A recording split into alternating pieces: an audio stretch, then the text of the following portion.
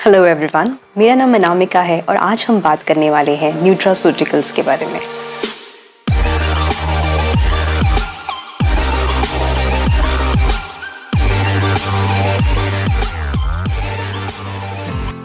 Hippocrates, father of medicine, ने कहा था let food be your medicine and medicine be your food, करीबन 2500 साल पहले। अब उन्होंने जब ये कहा था, इसका मतलब ये है कि खाना जो है उसी में सारे हीलिंग प्रॉपर्टीज़ हैं जो आपको बीमारियों से दूर रख सकता है और आपको एक हेल्दी लाइफस्टाइल जीने में बहुत ही महत्वपूर्ण रोल जो है वो प्ले कर सकता है। और हिप्पोक्रेटिस की इन बातों का कहीं ना कहीं जो श्रेय है वो जाता है आयुर्वेद की ओर। इंडियन लेगेसी या इंडियन ट्रेडिशन, जिसको हम आयुर्वेद के नाम से जानते हैं, जो करीबन 5000 साल पुरानी प्रथा है जिसको हम लोग ऑन अ डेली बेसिस भी फॉलो करते हैं। जैसे कि आज के डेट में भी सर्दी, जुकाम, पेट दर्द कुछ भी हुआ तो हम लोग क्या करते हैं, हम लोग अदरक, लहसुन, शहद, काली मिर्च, तुलसी, इन सब का ही तो यूज़ करते हैं जो हमारे किचन में आसानी से मिल जाते हैं। तो आज के डेट में भी ये हर्बल इंग्रेडिएंट्स को यूज़ करते हुए हम बीमारियों से कैसे बचें या कैसे मैनेज करें, ये तो हर एक इंडियन जानता ही है। न्यूट्रास्यूटिकल एक कॉम्बिनेशन है, एक हाइब्रिड वर्ड है ऑफ न्यूट्रिशन एंड स्यूटिकल्स, जहाँ पे न्यूट्रा मीन्स न्यूट्रिशन, मतलब आप जानते हो जहाँ से नरिशमेंट मिलता है, and स्यूटिकल्स means medicinal properties.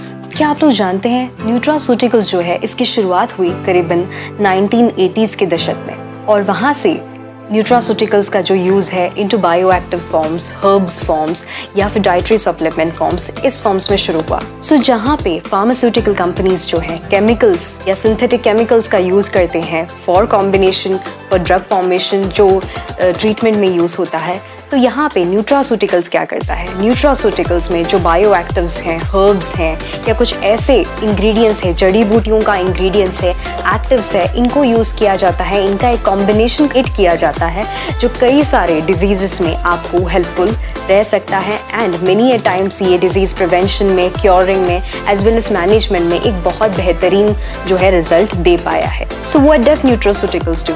Nutraceuticals, जैसे मैंने आपको कहा कि न्यूट्रिशन और स्यूटिकल्स ये दोनों का कॉम्बिनेशन वर्ड है, खाना ऐसा जो मेडिसिनल प्रॉपर्टीज का भी रोल अदा करता है। तो कुछ ऐसे इंग्रेडिएंट्स, कुछ ऐसे हर्ब्स इन न्यूट्रास्यूटिकल्स में डाले जाते हैं जो क्या करते हैं ना, ये कोई भी फिजियोलॉजिकल फंक्शंस, हमारे बायोलॉजिकल फंक्शंस, हमारी ओवरऑल ग्रोथ एंड बॉडी के डेवलपमेंट में बहुत ही महत्वपूर्ण रोल जो है ये प्ले करता है।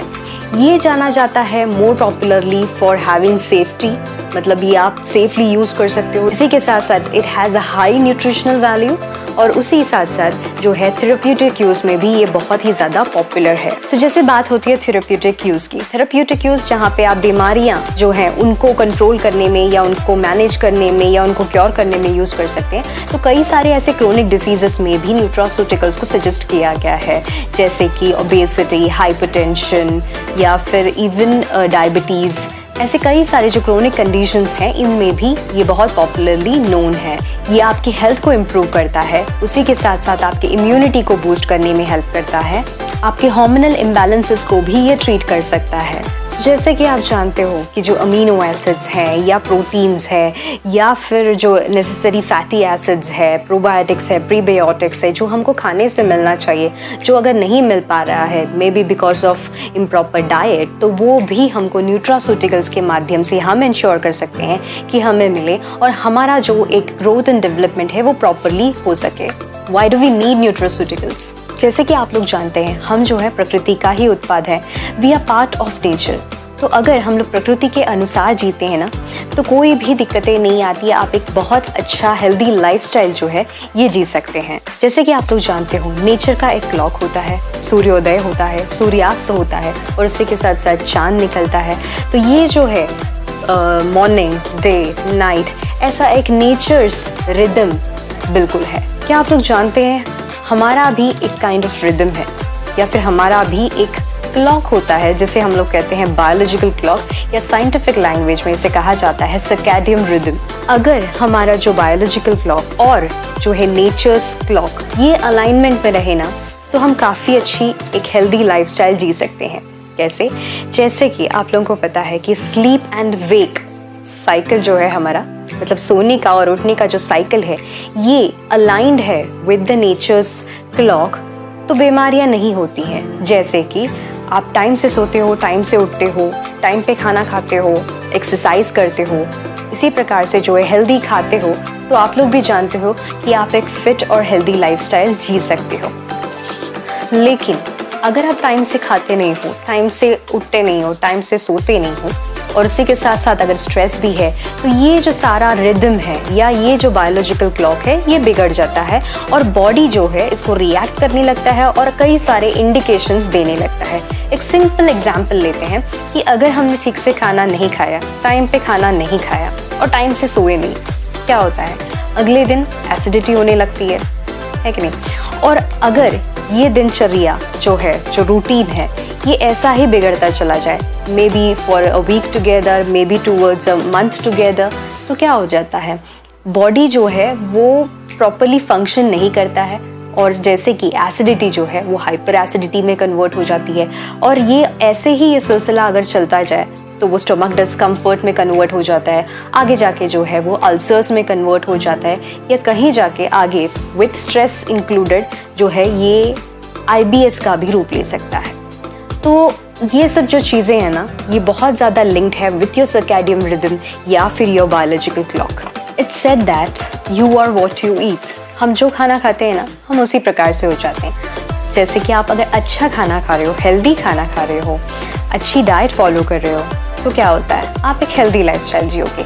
लेकिन अगर आप बहुत ज़्यादा जंक फूड में इंडल्ज हो, टाइम से खाना नहीं खा रहे हो, बहुत ज़्यादा तला हुआ भुना हुआ खा रहे हो, मे बी टू स्पाइसी खा रहे हो, तो क्या होता है? तो कई सारी जो है बीमारियाँ जो है इससे जुड़ जाती हैं। चलिए मान लेते हैं कि आप टाइम से खा रहे हो, टाइम से सो रहे हो, सब हो रहा है, बट तो भी कहीं ना कहीं डिस्कम्फर्ट होता है। क्यों होता है ये?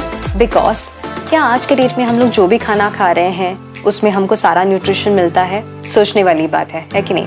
क्योंकि आए दिन जो है रिपोर्ट्स आते रहते हैं, जो वेजिटेबल्स हम लोग ले रहे हैं, जो फ्रूट्स हम लोग खा रहे हैं, ये जो है केमिकल से लदे हुए हैं, पेस्टिसाइड से लदे हुए हैं, इंसेक्टिसाइड से लदे हुए हैं, पेंट्स से लदे हुए हैं, है कि नहीं? जैसे फ्रूट्स हैं उसको आर्टिफिशियली पकाया जाता है, उसको वैक्स कोट किया जाता है और उसी प्रकार से जो है प्रिजर्वेटिव्स, एडल्ट्रेशन, ये सब बहुत ज़्यादा प्रमाण में देखा गया है।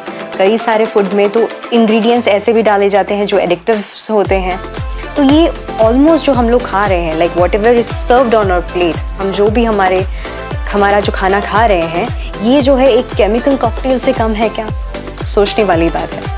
अगर हम लोग ऐसे प्रकार के डिटोरिएटेड क्वालिटी वाले खाना खा रहे हैं जिसके बारे में हमारा बिल्कुल भी कंट्रोल नहीं है, तो फिर बीमारियां तो होनी ही है। So how do we ensure कि हमें बीमारियां नहीं हो, हमारा बॉडी जो है वो डिटॉक्सिफाई करते रहे टाइम से टाइम और उसी प्रकार से जो है हम लोग एक हेल्दी फिट लाइफस्टाइल जी सकें? तो उसके लिए जो है ये न्यूट्रास्यूटिकल्स बड़े काम के आते हैं। Because these are herbal ingredients, ये हर्बल इंग्रेडिएंट्स हैं, इनके साइड इफ़ेक्ट्स नहीं होते हैं, सेफ टू यूज़ है और ये जो है अगर आप कंटिन्यूसली यूज़ करना स्टार्ट करते हो तो बहुत हद तक जो है आपको बीमारियां आने से रुक जाती हैं, क्रॉनिक बीमारियां जो है वो आने से रुक जाती हैं। सो अगर हम लोग ऐसे ही डिटोरिएटेड क्वालिटी वाला खाना खा रहे हैं जिसके ऊपर हमारा कोई भी कंट्रोल नहीं है, तो हम इस केस में क्या कर सकते हैं? इस केस में ये हो जाता है कि हम प्रीडिस्पोज हो जाते हैं कई सारे लाइफस्टाइल डिसऑर्डर्स के लिए, जैसे कि hypertension, obesity, diabetes mellitus, osteoporosis and also clinical depression. So इन सब से अगर हमें दूर रहना है ना, तो एक प्रिवेंटिव मेजर जो है वो लेना ज़रूरी है। सो उसके लिए जो है न्यूट्रास्यूटिकल्स या फंक्शनल फूड सप्लीमेंट्स जो है बहुत ज़्यादा काम आती हैं।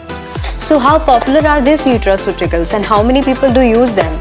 So जैसे कि मैंने कहा न्यूट्रास्यूटिकल जो है करीबन 1980s से ही प्रेवलेंट है और उसी के साथ साथ अगर हम लोग इंडियन कल्चर की बात करें या एशियन कंट्रीज़ की बात करें तो कई सालों से, कई हज़ारों सालों से जो है ये बहुत ज़्यादा यूज़ में है। सो अगर हम लोग इस न्यूट्रास्यूटिकल इंडस्ट्री की बात करते हैं ना ऑन अ ग्लोबल स्केल, तो इसका जो मार्केट साइज़ है वो देखा गया है ऑलमोस्ट 382.5 बिलियन US डॉलर्स। इतनी बड़ी इंडस्ट्री है। अब ये मार्केट साइज जो है उसका ग्रोथ रेट जो है ऑलमोस्ट 8.5% है। अब ये इतना कैसे ग्रो हुआ? Because almost 2/3 of the world population जो है बिलीव करती है इनटू हर्बल सप्लीमेंट्स और plants for their herbal healing properties. अब ये हर्बल हीलिंग प्रॉपर्टीज क्या करते हैं? आपको डिसीज मैनेज करने में, क्योर करने में और बहुत हद तक प्रिवेंट करने में भी हेल्पफुल होती है। और अगर हम लोग इंडिया की बात करते हैं ना, तो इस इंडस्ट्री का जो मार्केट साइज है दैट इज ऑलमोस्ट ₹26,764 करोड़ और इसका ग्रोथ रेट है वो भी ऑलमोस्ट 16% से है। ये ग्रोथ रेट इतना ज़्यादा इंडिया में क्यों देखा गया है? बिकॉज इंडियन कल्चर में हर्बल इंग्रेडिएंट्स का यूज़ काफ़ी प्रिडोमिनेंट है। Next is malnutrition levels in India जो है ये बहुत ज़्यादा है एंड ऑल्सो ओवर नरिश्ड लोगों का प्रमाण भी इंडिया में बहुत ज़्यादा है। Over nourished leads to many other diseases, lifestyle diseases जो हो जाती हैं वो। और मैल नरिश्ड तो आप लोग जानते ही हैं, जहाँ पे न्यूट्रिशन जितना मिलना चाहिए उतना मिलता नहीं है। ऑल्सो डेफिशिएंसी ऑफ माइक्रोन्यूट्रिएंट्स भी वन ऑफ द फैक्टर है कि जहाँ पे हम लोगों खाने से, मतलब आज के डेट में हम लोग दूध लीजिए या वेजिटेबल्स लीजिए या फ्रूट्स लीजिए, इन सब में जो न्यूट्रिशन जितना अमाउंट में मिलना चाहिए वो मिलता नहीं है। सो हम लोग जो है माइक्रोन्यूट्रिएंट्स में भी लैकिंग है, तो उसकी वजह से भी जो है इस पर्टिकुलर इंडस्ट्री में ग्रोथ देखा गया है। Cost of health care increase हो रहा है, मतलब आज के डेट में लोग हॉस्पिटलाइजेशन कॉस्ट देखेंगे तो बहुत ज़्यादा है, तो जिसकी वजह से जो है बहुत सारे हम लोग प्रिवेंटिव मेजर्स ले रहे हैं कि हॉस्पिटल नहीं जाएंगे, रैदर हम लोग जो है हमारा हेल्थ मेंटेन करके रखेंगे या अच्छा करके रखेंगे, इम्यूनिटी को जो है स्ट्रॉन्ग बना के रखेंगे। स्टैंडर्ड ऑफ इनकम जो है लोगों का इंक्रीज़ हो चुका है, स्टैंडर्ड ऑफ लिविंग जो है इंक्रीज़ हो चुका है और लोग जो हैं बहुत ज़्यादा पढ़ने लगे हैं, रिसर्च करने लगे हैं। लोग जो हैं बहुत ज़्यादा कॉन्शियस हैं कि हमें क्या खाना चाहिए क्या नहीं खाना चाहिए, इसके बारे में जो है कॉन्स्टेंटली रीड करते हैं, स्टडी करते हैं। तो ये भी एक काइंड ऑफ अवेयरनेस जो कहते हैं ये बहुत ज़्यादा इंडिया में देखा गया है, जिसके वजह से people are getting more incline towards nutraceuticals. So because of all this reasons nutraceuticals जो है इंडिया में बहुत ज़्यादा पॉपुलर है। So let's go herbal and keep ourselves healthy and disease free. Thank you very much.